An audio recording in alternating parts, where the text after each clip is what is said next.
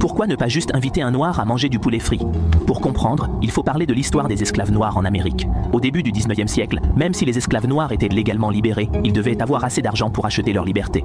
Mais leurs maîtres blancs ne voulaient pas que leurs anciens esclaves soient égaux. Ils ont donc restreint l'élevage de gros bétail par les noirs pour les empêcher de rassembler assez d'argent et de ressources. Cela a poussé les noirs à acheter des poulets, les moins chers, pour obtenir les aliments riches en calories nécessaires, comme le poulet frit.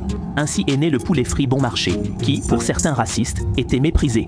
Pour gagner 50 $, il n'a pas hésité à défier la personne la plus gourmande de la ville.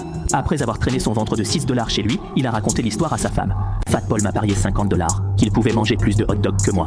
Il en a consommé 24 et demi. Charfonné, tout chaud. Si Tony n'a jamais craint personne en écriture, il savait que pour survivre aux 3 mois les plus durs, cet argent ne suffirait pas. C'est là qu'un ami l'a contacté pour lui offrir un emploi.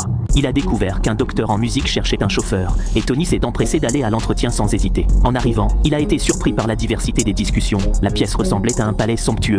En voyant que le docteur était noir, Tony a été déçu, réalisant qu'il était aussi un extrémiste racial. Un jour, 2 ouvriers noirs sont venus pour des réparations, et sa femme leur a offert un verre.